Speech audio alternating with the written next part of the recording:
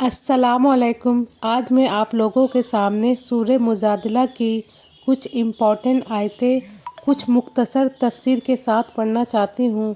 इसमें हम लोग ये भी सुनेंगे कि नबी अकरम सल्लल्लाहु अलैहि वसल्लम को यहूद किस तरह सलाम किया करते थे कि वो ये कहा करते थे, तुम पर मौत वारिद हो नाउज़ुबिल्लाह।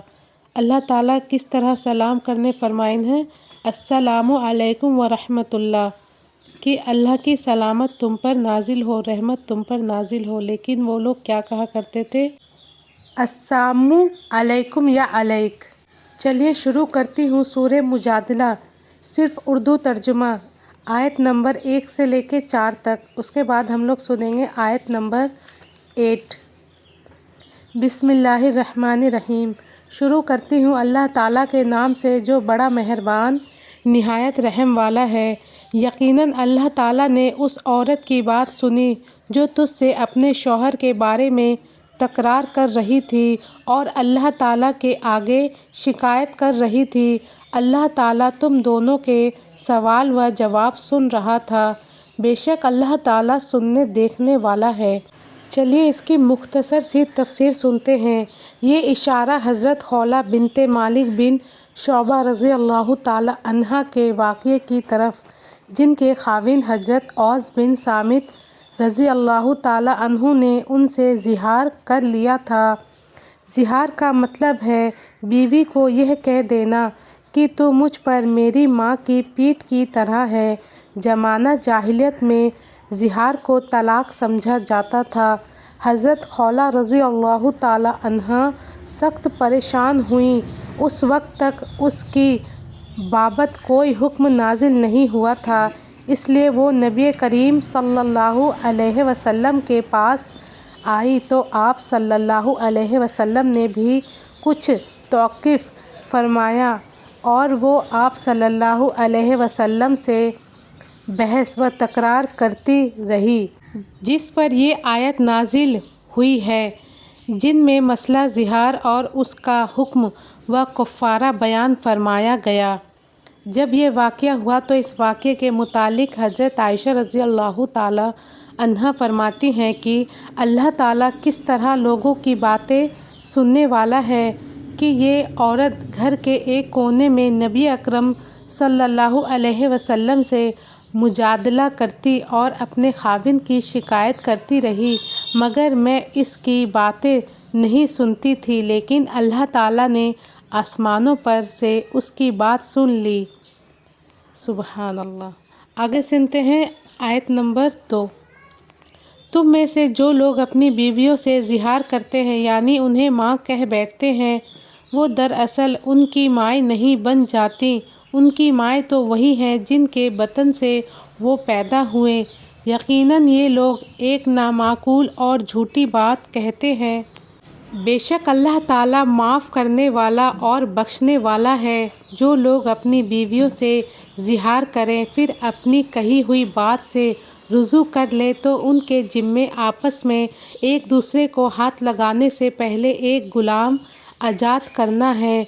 उसके ज़रिए तुम नसीहत किए जाते हो और अल्लाह ताला तुम्हारे तमाम आमाल से बाखबर है। हाँ, जो शख्स ना पाए उसके ज़िम्मे 2 महीनों के लगातार रोज़े हैं, उससे पहले कि एक दूसरे को हाथ लगाए, और जिस शख्स को ये ताकत भी ना हो उस पर 60 मिस्कीनों को खाना खिलाना है। ये इसलिए कि तुम अल्लाह ताला की और उसके रसूल की हुक्म बरदारी करो। ये अल्लाह ताला की मुकर्रर करदा हदें हैं और कुफ़ार ही के लिए दर्दनाक अज़ाब है। तो नाज़रीन, हमने 1 से लेके 4 आयत तक उर्दू तर्जमा सुना। आगे हम लोग 8 नंबर आयत सुनेंगे। इस आयत में पता चलेगा कि नबी करीम सल्लल्लाहु अलैहि वसल्लम को यहूदी लोग किस तरीके से सलाम करते थे। क्या तूने उन लोगों को नहीं देखा जिन्हें कानाफूसी से रोक दिया गया था?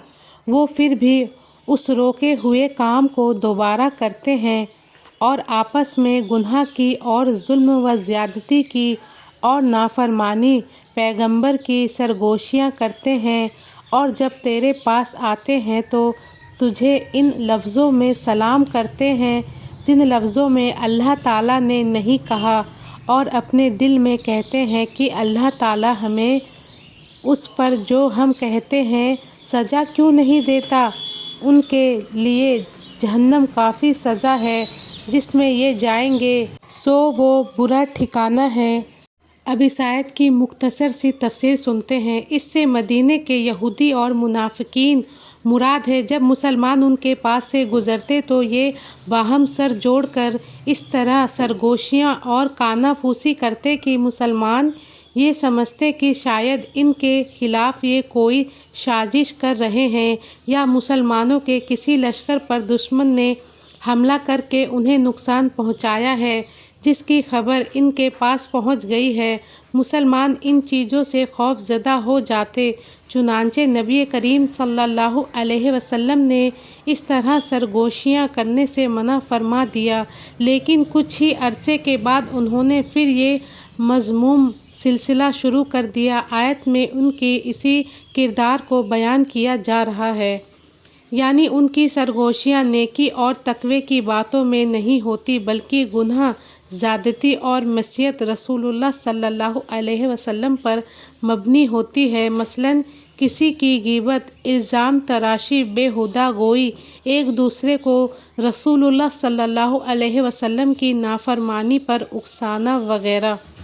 یعنی اللہ تعالیٰ نے تو سلام کا طریقہ یہ بتلایا ہے کہ تم السلام علیکم ورحمۃ اللہ کہو، لیکن یہ یہودی نبی کریم صلی اللہ علیہ وسلم کی خدمت میں حاضر ہوتے تو اس کے بجائے کہتے السلام علیکم یا علیک، تم پر موت وارد ہو، نعوذ باللہ۔ اس لیے رسول اللہ صلی اللہ علیہ وسلم ان کے جواب میں صرف یہ فرماتے تھے وعلیکم یا وعلیک، اور تم پر ہی ہو۔ اور مسلمانوں کو بھی آپ صلی اللہ علیہ وسلم نے تاکید فرمائی کہ جب کوئی اہل کتاب تمہیں سلام کرے تو تم جواب میں علیک کہا کرو، یعنی علیکا ما قلتا، تو نے جو کہا ہے وہ تجھ پر ہی وارد ہو۔ تو ناظرین، یہاں ہم نے سورہ مجادلہ کی مجھے جو بھی لگی کہ امپورٹنٹ باتیں ہیں آپ لوگوں سے شیئر کری۔ اللہ تعالیٰ سے دعا ہے اللہ تعالیٰ ہم لوگوں کو قرآن و سنت پر سن کر اس میں عمل کرنے والا بنائے، آمین۔ تو دعاؤں میں یاد رکھیں اور صدقہ جاریہ کی نیت سے رمضان المبارک کے مہینے میں اس ویڈیو کو دوسرے تک ضرور شیئر کریں کہ انہیں بھی علم حاصل ہو۔ السلام علیکم۔